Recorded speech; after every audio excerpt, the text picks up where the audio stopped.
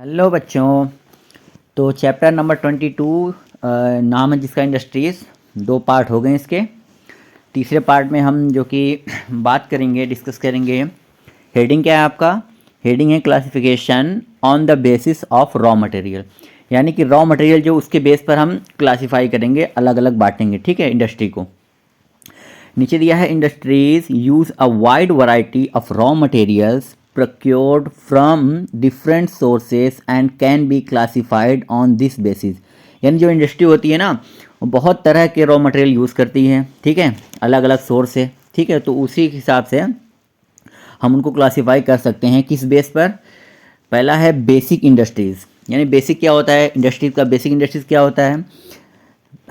these industries produce goods which other industries use as a raw material। यानी कि जो basic industries होती हैं, जो भी चीज़ें बनाती हैं ना, वो दूसरे जो इंडस्ट्री हैं उसको as a raw material use करते हैं। कल मैंने बताया था, जैसे कि धागा बनाने का, कॉटन लेकर उसको थ्रेड धागा बनाता है, उसका कंप्लीट हो गया। वो मतलब उसने अपना कंप्लीट आइटम उसको कंप्लीट कर दिया, बना दिया। लेकिन वही धागा जो जहाँ पे कपड़ा बनता है, वही धागा उस कपड़े वाली इंडस्ट्री के लिए वो एज अ रॉ मटेरियल होता है। ठीक है, देखिए इसमें दिया for example crude iron is used in several industry. जो आयरन होते हैं ना, पहले उसको आयरन का ओर होता है, तो उसको प्योरीफाई करके इंडस्ट्री निकालती है आयरन। तो वो आयरन अपने पास रखे रहती है, तो वही आयरन दूसरी कंपनियां as a raw material use करती हैं। ठीक है, this iron is made useful by the iron and steel industries by the process of smelting। This raw material is very important for many other industries as tools and machine are made for iron and steel। कोई भी आप चीज़ देखेंगे, जैसे car बना है, machine बना है, tools बना है, कोई भी चीज़, वो किसका बनता है? आयरन या स्टील का बनता है। तो ये आयरन स्टील कहाँ से लेगा? वो आयरन और स्टील के इंडस्ट्री से लेता है, जो कि एज अ रॉ मटेरियल अपने कंपनी में यूज़ करता है। लेकिन जहाँ पे आयरन और स्टील बनता है, वहाँ पे इसको मिनरल से प्योरीफाई करके निकाला जाता है। उसके लिए ये फाइनल प्रोडक्ट होता है। बट दूसरे कंपनी जो कार वगैरह बनाते हैं, वो raw material as a iron और स्टील को यूज़ करते हैं, उनके लिए ये रॉ मटेरियल हो गया। ठीक है, तो बेसिक इंडस्ट्री का मतलब ये होता है कि इनका फाइनल प्रोडक्ट दूसरे कंपनियों या दूसरी इंडस्ट्री के लिए as a raw material use होता है। ठीक है, therefore this industry is known as the backbone for all the modern industries. यानी कि जो मॉडर्न इंडस्ट्री है ना, प्रेजेंट टाइम में कोई भी चीज़ बनाने वाली जिसमें आयरन या फिर स्टील का यूज़ होता है, उसका ये बेसिक इंडस्ट्री जो होता है, ये बैकबोन होता है, रीढ़ की हड्डी जिसको बोलते हैं। ठीक है, आगे अगला देखिए आप क्या है। दूसरा हेडिंग है आपका agro based industries. Agro based का मतलब होता है जहाँ पे आपका जो कि एग्रीकल्चर से रिलेटेड होता है ना, चीज़ें जो उगाया जाता है किसानी फार्मर्स के द्वारा, तो वो होता है agro based industry. The industries which use agricultural products as raw materials are called agro based industries. जो भी इंडस्ट्री एग्रीकल्चर यानी कि खेती के द्वारा कोई भी चीज़ as a raw material use किया जाए, कुछ भी चीज़ प्रोडक्ट बनाने के लिए, उसको एग्रो बेस्ड इंडस्ट्रीज कहा जाता है। Okay, such as cotton industry, jute industry, textile industry, sugar industry, oil industry and tobacco industry ETC। यानी कि जूट बनेगा, वो भी पहले उगाया जाएगा। ठीक है, ऑयल, उसके लिए मस्टर्ड उगाया जाएगा। ठीक है, कॉटन उगाया जाता है तभी धागा बनेगा, टेक्सटाइल कपड़ा बनाने के लिए भी। ठीक है, और टोबैको भी उगाया जाता है। तो ये सब क्या है? Agro based industry. अब आप कोई भी चीज़ आप देख के आप बता सकते हो कि ये एग्रो बेस्ड इंडस्ट्री है या नहीं, क्योंकि जो भी चीज़ एग्रीकल्चर से उगाया जाएगा वो चीज़ें एग्रो बेस्ड इंडस्ट्री में आती हैं। ठीक है, अगला देखिए हमारा क्या है, थर्ड वाला मिनरल बेस्ड इंडस्ट्री। मिनरल क्या होता है? मिनरल मैंने बताया था, खनिज जिसको बोलते हैं। इसको ड्रिल करके या फिर खुदाई करके निकाला जाता है प्लेटू से, प्लेटू रीजन से मैक्सिमम मिलता है, तो वही होता है मिनरल। तो मिनरल को भी बहुत जगह प्योरीफाई किया जाएगा, मिनरल से भी बहुत सी चीज़ें निकलती हैं। तो वो मतलब मिनरल को जहाँ पे प्योरीफाई किया जाएगा, उसमें से चीज़ों को निकाला जाएगा, वो हो जाता है मिनरल बेस्ड इंडस्ट्री। देखिए आगे दिया है, इसमें क्या है, the industries which are based on minerals are called in mineral based industry. यानी जो भी इंडस्ट्री मिनरल पर बेस्ड होती हैं, उन्हीं को मिनरल बेस्ड इंडस्ट्री कहा जाता है। They obtain their raw material primarily from rocks and minerals. यानी कि ये जो अपना रॉ मटेरियल जो कहाँ से मतलब लेती हैं, ये अपना रॉ मटेरियल जो कि या तो रॉक्स, जो चट्टान वगैरह होते हैं ना, पत्थर वगैरह, उससे लेती हैं, या तो वो जो मिनरल से लेती हैं।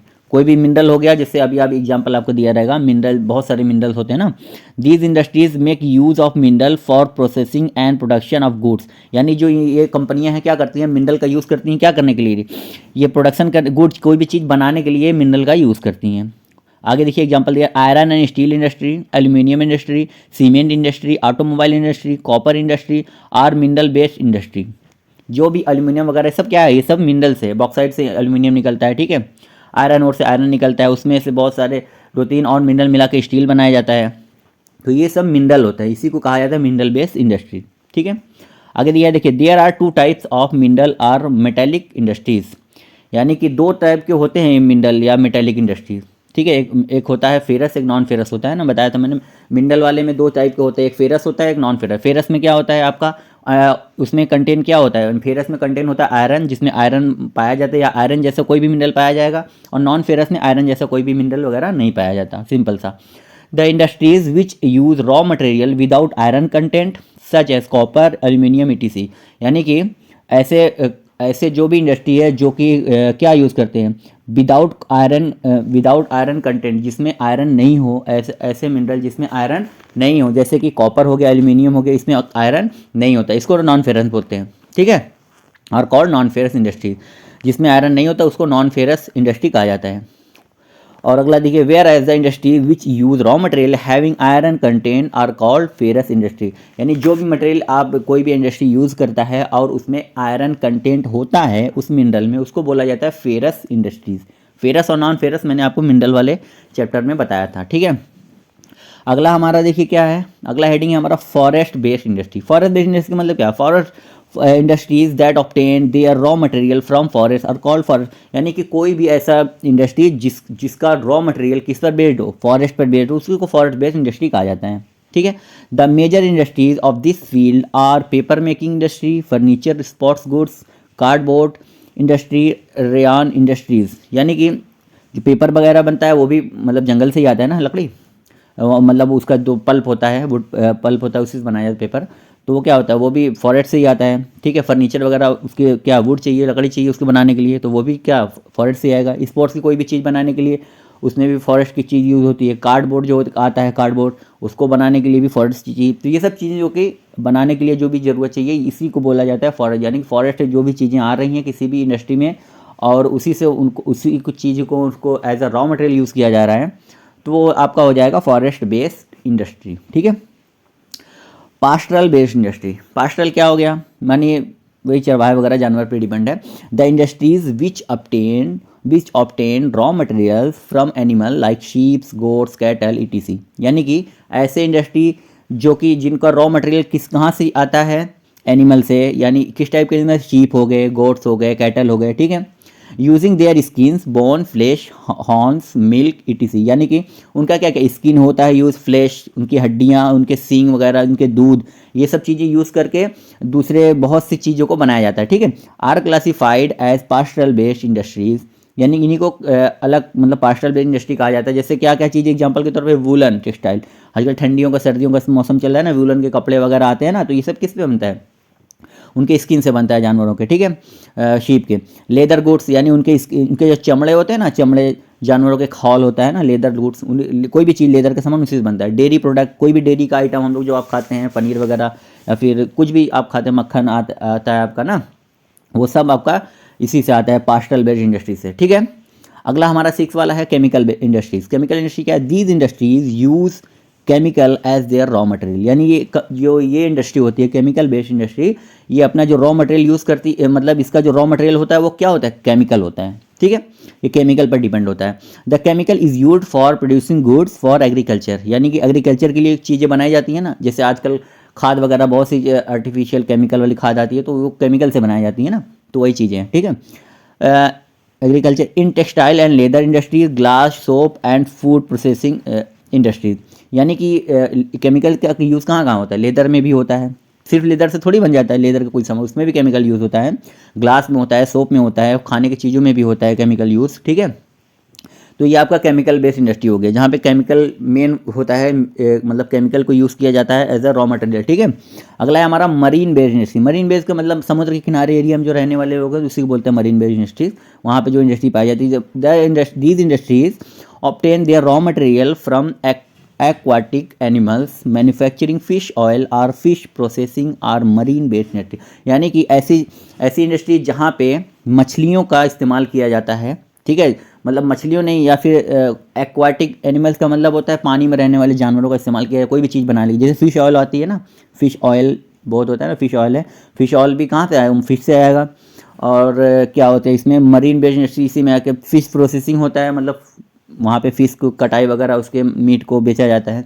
तो ये सब चीज़ें जहाँ पे काम होती है, मतलब जिसको चाहिए, जिस इंडस्ट्री को ये सब चीज़ें चाहिए, वो आपका हो जाएगा मरीन बेस्ड इंडस्ट्री, जहाँ पे as a raw material use किया जाएगा एक्वाटिक एनिमल, यानी जीव पानी में रहने वाली एनिमल का, ठीक है।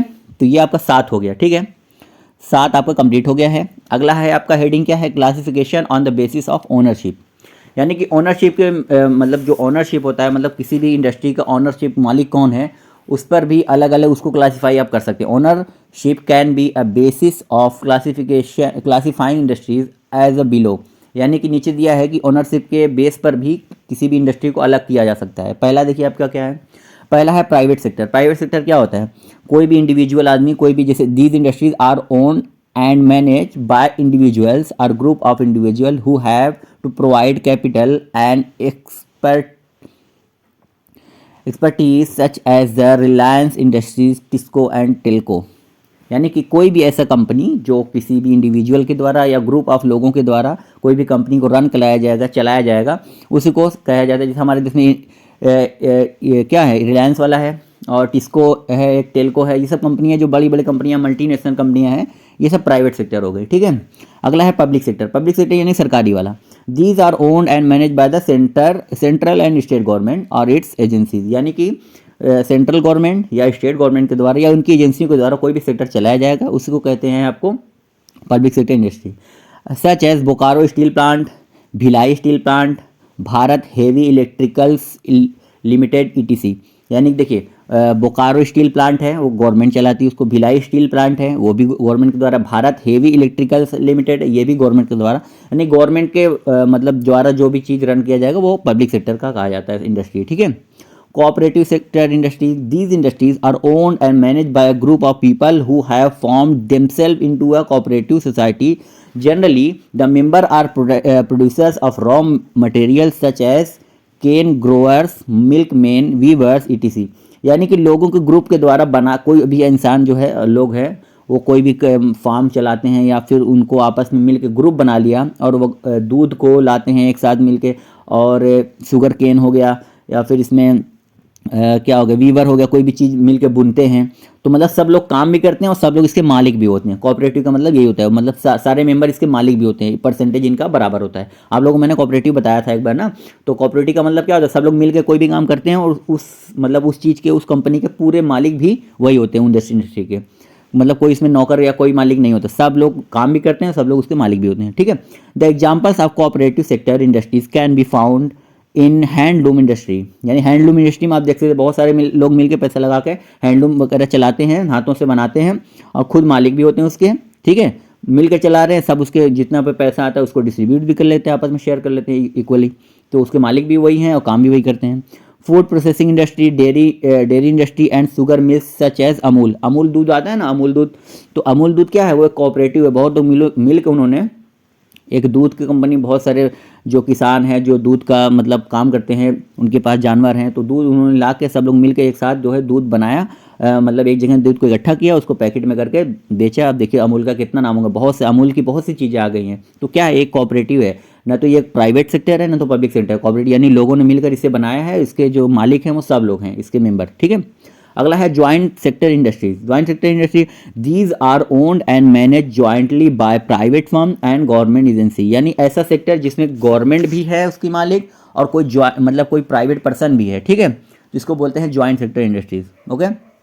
These have become popular after India adopted free economy model in the country. यानी हमारे देश में जब फ्री इकोनॉमी आई ना 93 में, नरसिम्हा राव की सरकार में, तो ये जो बहुत ही पॉपुलर हो गया जॉइंट सेक्टर इंडस्ट्री। पहले क्या है, हमारे देश में एमएनसी यानी मल्टीनेशनल कंपनियां आना अलाउ नहीं था, लेकिन जब हमने अपना इकोनॉमी सेक्टर खोला 93 के बाद जो है, उसके बाद जो है बहुत सी कंपनियां बाहर से आने लगी, तो गवर्नमेंट के साथ मिलकर उन्होंने ऐसा जो कि जॉइंट सेक्टर इंडस्ट्री चलाया है। ठीक है, आगे देखिए क्या दिया है, आगे दिया है such as the Oil India, some banks, Gujarat alkalies, Maruti Udyog limited ETC. यानी जो मारुति उद्योग है, कुछ ऐसे बैंक जो प्राइवेट बैंक है, ठीक है, ऑयल इंडिया है, गुजरात अल्कलाइज है, ये सब क्या है, इसमें गवर्नमेंट भी पार्टनरशिप होती है और कोई भी इंडिविजुअल यानी प्राइवेट सेक्टर का भी आदमी कोई इसमें पार्टनरशिप होता है। ठीक है, now the trend is toward joint venture, यानी कि जो ज्वाइंट वाला वेंचर्स का जो ट्रेंड है ये बहुत अच्छे से आगे बढ़ रहा है, चल रहा है। ज़्यादातर देशों में भी ये देखा जा रहा है कि गवर्नमेंट और कोई इंडिविजुअल मिलकर कोई भी सेक्टर को चला रहे हैं। ठीक है, आगे देखिए क्या है आपका पांचवा क्या है, मल्टीनेशनल सेक्टर इंडस्ट्री। मल्टीनेशनल क्या होता है, these industries are set up in collaboration with foreign investors, यानी कि मतलब बाहर के पैसों, मतलब बाहर के जो लोग हैं वो अपना पैसा इन्वेस्ट करते हैं, कोलैबोरेट करते हैं। ठीक है, सेटअप करते हैं कोई भी इंडस्ट्री को किसी दूसरे देश में, उसी वैसे ही होता है मल्टीनेशनल सेक्टर।